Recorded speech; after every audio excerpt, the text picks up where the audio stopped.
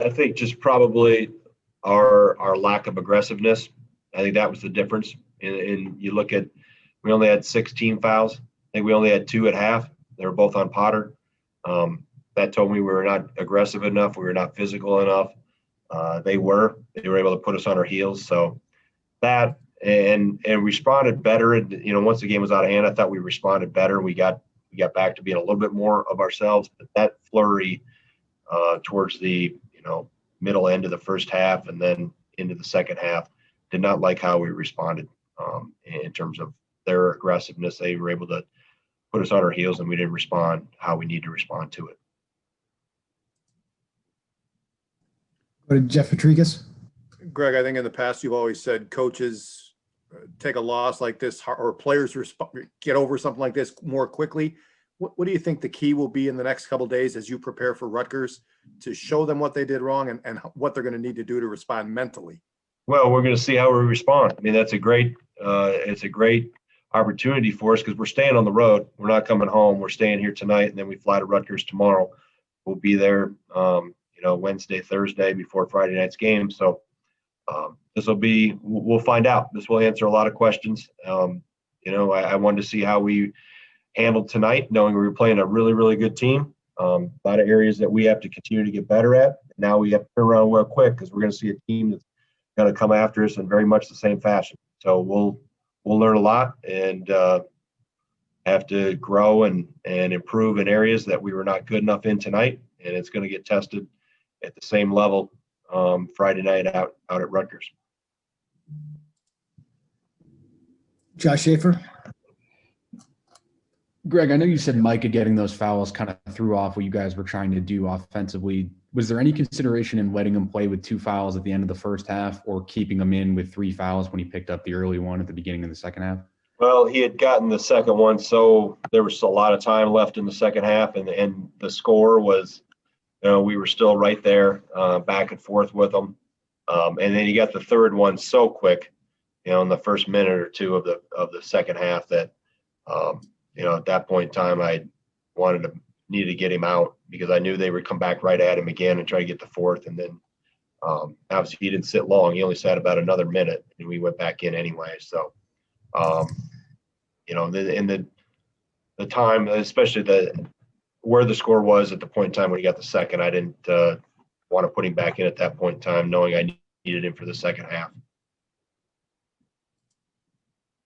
George Bilecki.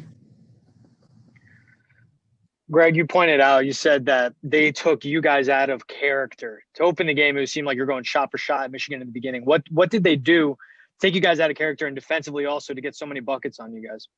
Well, I thought the 2 turning points were the 2 turnovers. We had back-to-back, with the turnover on the wing entry pass that we didn't seal off the wing well enough to make the catch.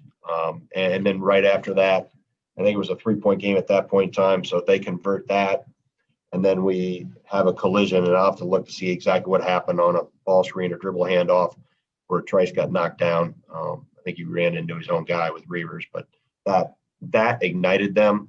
That combined with, Potter not being in there, I thought really gave them momentum and gave them, some juice. And like I said, I've seen them do that to teams time and time again. We've talked about it.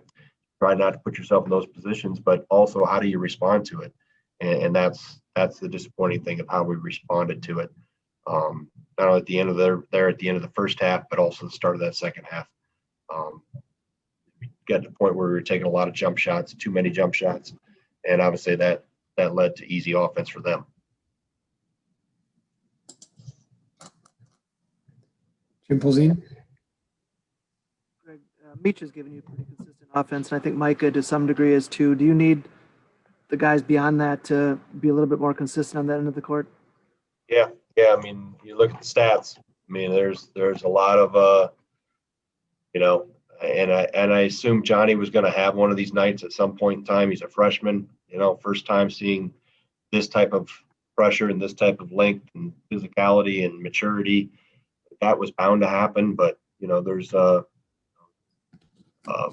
we had a lot of 1-4s and 2-4s, in terms of what we did offensively. So we've got to be more efficient. We got to take better shots. That's how you go 1 for whatever, 2 for whatever, you're probably taking bad shots. So we'll go through the film and dissect those down and break those down and see how those efficiencies can be improved. We've got time for about 1 or 2 more here. Jeff Patrikas. You mentioned settling for some jumpers, and before the game you talked about Michigan's defense. I think they had 6 block shots early. Do you think that contributed to having some guys get tentative at some points in the game? I can't say for sure, Jeff, because I'm not in their mind. Okay. And I don't know exactly, but sometimes it wasn't the same guy that got their shot blocked that we took some questionable jump shots. So, it was the decisions once we got the ball in the paint, when we got it in there, we didn't do a good job of finishing. We didn't play off 2 feet like we've talked about and worked on. And when we do it, we're pretty efficient. When we don't, we're not. So it's pretty easy to kind of see the difference between the two. Let's go. Last question from George Balekshi.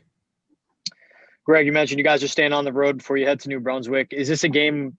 Do you want the quick turnaround? Do you want you guys to kind of forget it? Or are you just going to burn this tape? Or do you think there is something you can look back on and learn from this game? Oh, we'll look back and learn. We just like we do, good, bad, or indifferent, where we'll use every opportunity to learn. But I think this is an opportunity that, like I told them here in the locker room, maybe we had this road trip scheduled like this for a reason, where we were going to stay on the road during this break and for other budgetary reasons, just to stay and make the trip out east. So it'll be a great challenge for us Friday night. We'll see how we respond. We'll see how we,